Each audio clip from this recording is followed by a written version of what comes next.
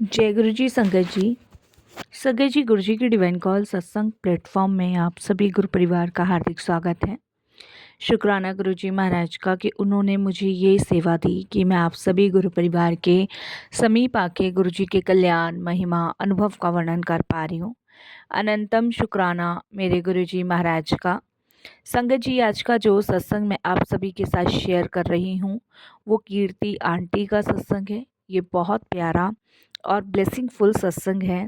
तो मेरी विनती है आप सभी गुरु परिवार से कि सत्संग को अंत तक सुने, ध्यान से सुने और पूरा सुने।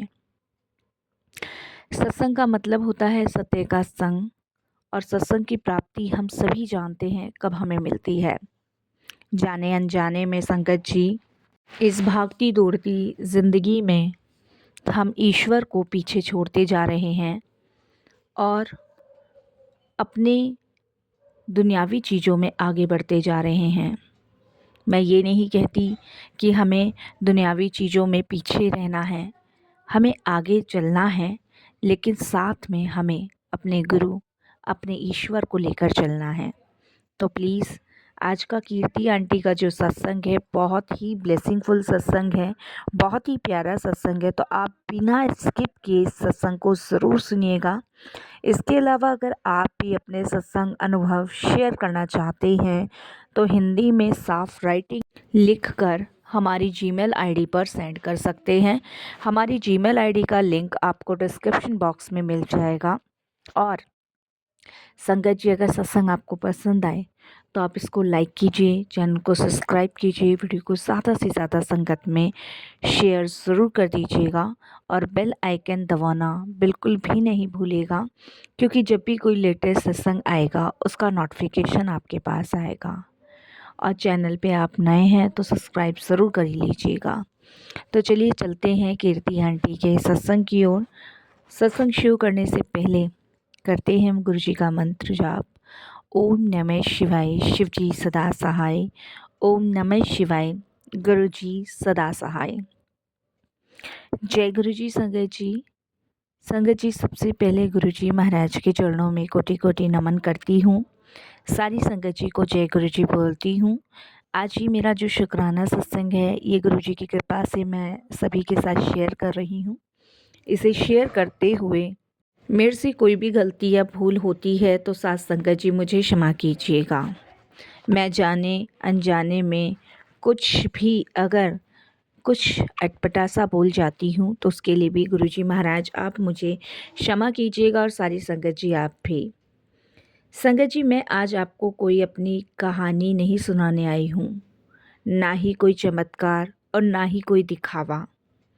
मैं आज जो आप सभी के साथ शेयर करने आई हूँ वो चीज़ें हैं जो मैंने समझी हैं और मेरे जीवन में हुई हैं, और जो गुरुजी ने मेरे ड्रीम में आके बहुत चुपचाप से कह दी थी।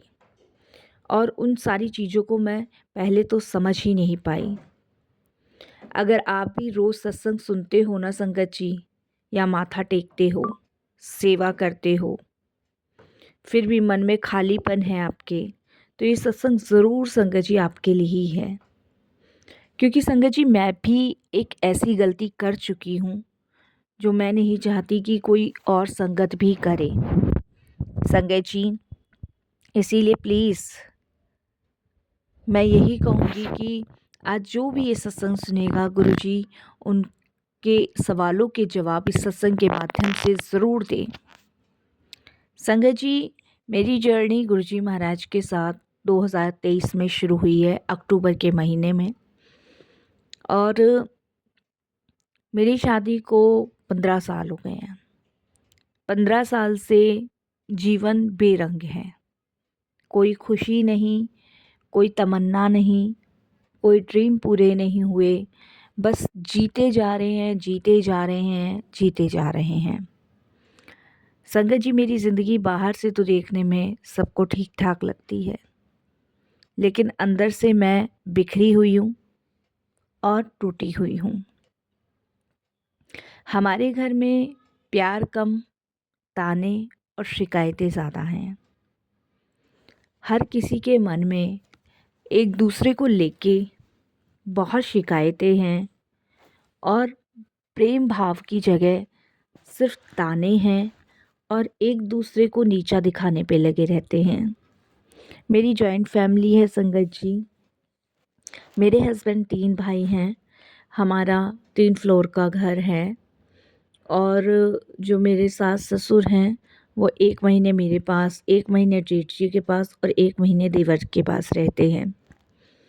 1-1 महीने हम तीनों के यहाँ रहते हैं, खाते हैं और सब 1-1 महीने हम करते हैं बराबर। लेकिन उसमें भी संगत जी वो लोग संतुष्ट नहीं हैं। पहले तो संगत जी जॉइंट फैमिली थी। जब तीनों की शादी हो गई तब संगत जी सब ने अपना अलग अलग किया और मम्मी पापा को रखने की बात आई तो संगत जी यही डिसाइड हुआ कि 1-1 महीने सब रखेंगे। खैर संगत जी, जो हमारा फ़र्ज़ है हम तो वो करेंगे ही करेंगे। लेकिन संगत जी, मैं जिसके लिए जितना भी कर दूँ वो किसी को पसंद नहीं आता था। मेरे जेठ तो संगत जी मेरी जेठानी की सुनते हैं, मेरे देवर भी मेरी दौरानी के सुनते हैं, लेकिन मेरे हस्बैंड मेरी बिल्कुल नहीं सुनते हैं। उनको लगता है कि मैं अब स्वार्थी इंसान हूँ, उनके परिवार से उनको अलग करना चाहती हूँ, तोड़ना चाहती हूँ और मुझसे उनके माँ बाप का नहीं होता है। संगत जी, ये पिछले 15 सालों से सुनती आ रही हूँ मैं, पिछले 15 सालों से। और ये सुन सुन के मैं इतना थक गई थी ना कि लगता था कि अपना पति होते सोते भी पति है ही नहीं। हर छोटी छोटी सी बातों पे गालियाँ देना, उल्टा बोलना, ताने मारना और ताने मारते मारते सीधे मेरी फैमिली तक पहुंच जाना, मेरे मम्मी पापा को कहना, कहीं भी बेइज्जती कर देना।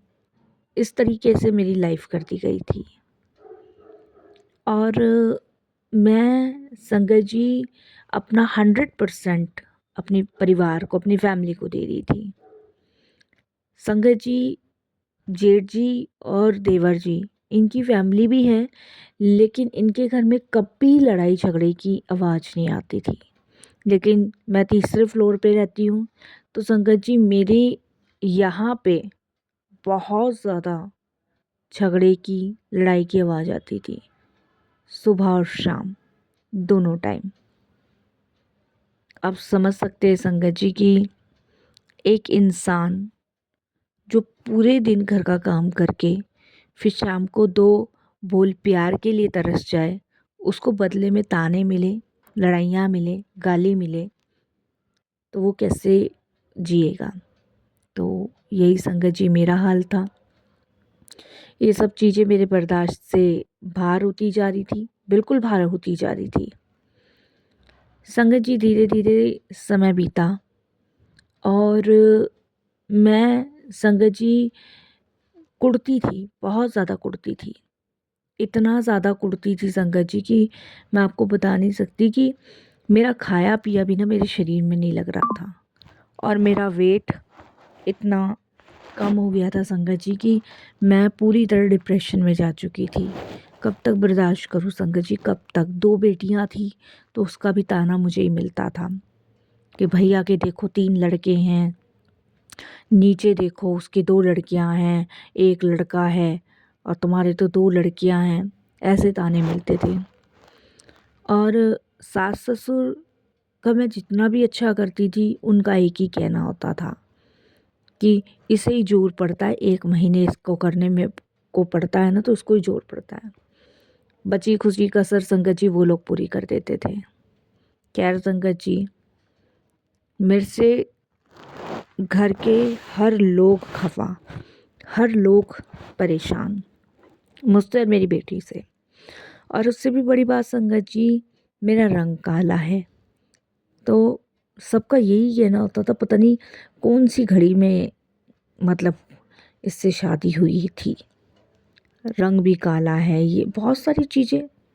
खैर संगत जी, ये सब चीज़ें बर्दाश्त करते करते थोड़ा और समय बीता समय बीतने के बाद संगत जी मेरी तबीयत ठीक नहीं रहती थी, मैं बीमार रहती थी और डॉक्टर ने मुझे बेड रेस्ट बोला हुआ था।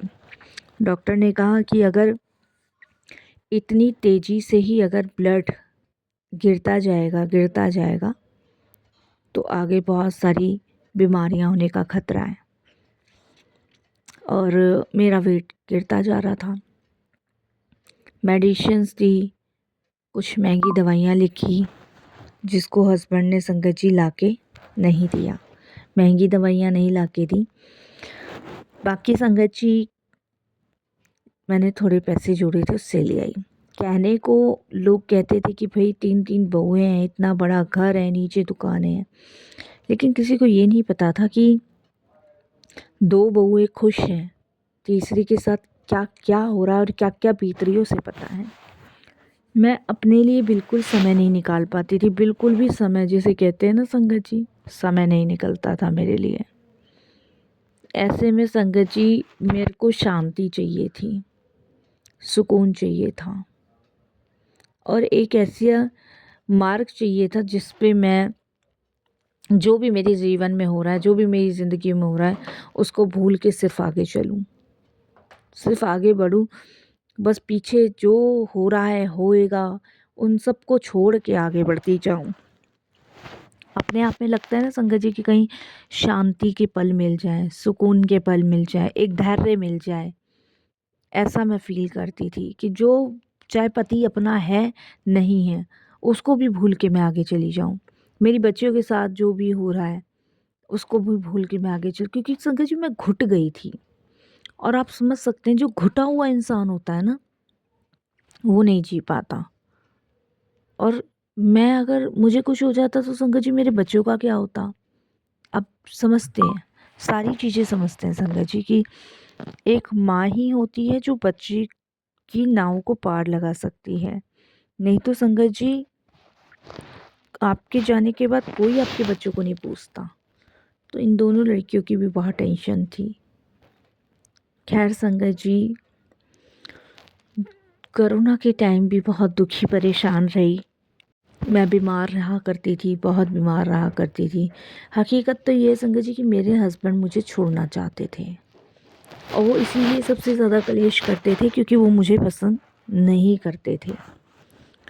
और संगत जी ये तो मैं थी जो बच्चों की वजह से टिकी हुई थी। अगर मैं आज कह दूँ ना छोड़ के जा रही हूँ तो कोई फ़र्क नहीं पड़ता। वो तो भगवान का जितना मैं धन्यवाद करूं, अपने गुरुजी का धन्यवाद करूं कि वो सही समय पे मेरे जीवन में आए। अक्टूबर में गुरुजी मेरे जीवन में आए और अक्टूबर में मेरी बहन रहती है प्रेम नगर में, दिल्ली में।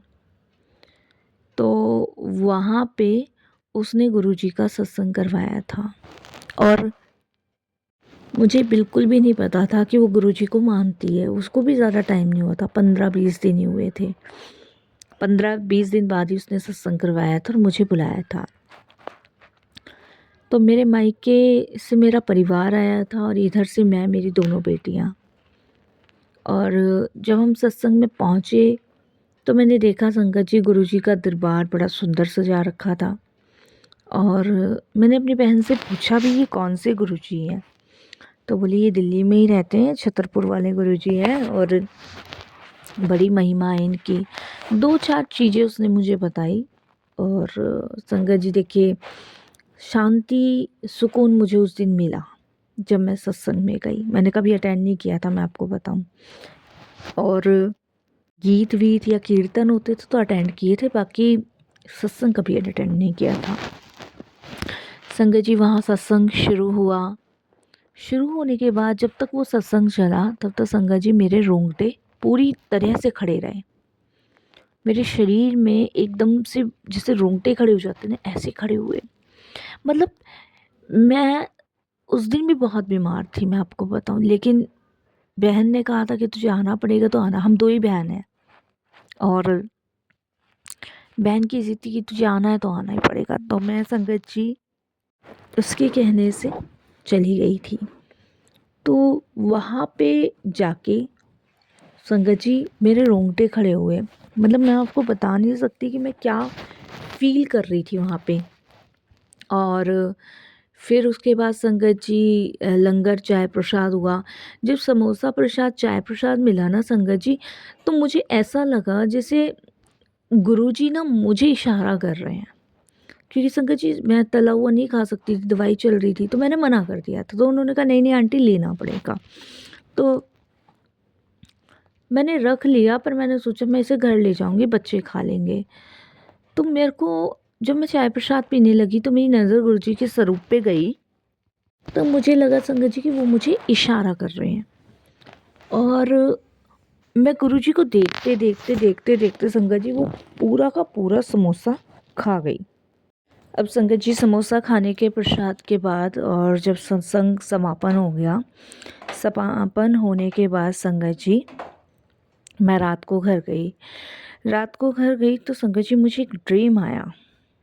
और उस रात को मैं परेशान तो देखिए बहुत थी। और उस दिन मुझे ड्रीम आया रात को कि गुरुजी महाराज अपने सिंहासन पे बैठे हैं और मैं अपनी परेशानी लेकर उनके पास गई हूँ।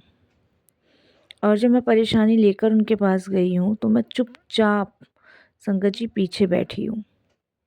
ना मेरे में बोलने की हिम्मत थी, ना रोने की ताकत। तभी गुरुजी ने मुझे इशारा करके बुलाया। उस दिन मैं बहुत दुखी थी और मैं गुरुजी से कुछ ना बोल पाई, ना कह पाई। जब गुरुजी ने इशारा करके बुलाया, मैं गुरुजी के पास गई तो गुरुजी ने बस एक ही लाइन कही, तू सुन तो रही है पर मान नहीं रही। ये शब्द संगत जी सीधे मेरे सीने में लगा। मुझे लगा ये बात किसी और के लिए होगी, लेकिन मेरी आंखें अपने आप भर आई, अपने आप भर आई। और जब मैं सुबह उठी तो संगत जी मेरी आंखों से अपने आप आंसू निकलने लगे, अपने आप। आज मैं आपको वही गलती बताने आई हूँ जो मैं कर रही थी और शायद आप भी कर रहे हो। हम गुरुजी को अपनी सुविधा में रखना चाहते हैं। जब मन किया जय गुरुजी, जब दुख आया गुरुजी कहाँ हो। लेकिन जब गुरुजी हमें बदलना चाहते हैं तो हम चुप हो जाते हैं। हम सुनते हैं पर संगत जी मानते नहीं हैं, बिल्कुल भी नहीं मानते। यही सबसे बड़ा अहंकार है हमारे अंदर।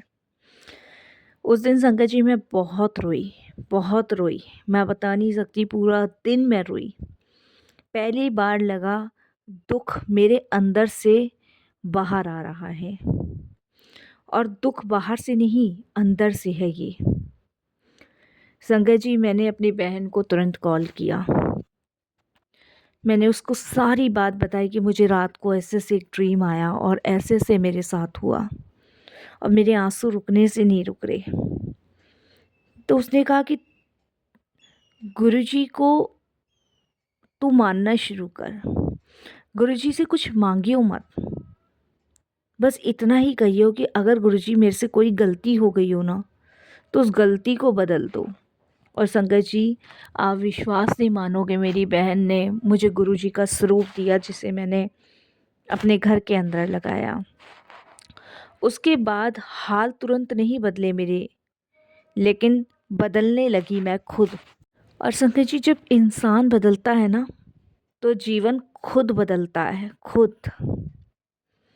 और संगत जी आप विश्वास नहीं मानोगे, मेरे घर का माहौल आज भी ऐसा ही है।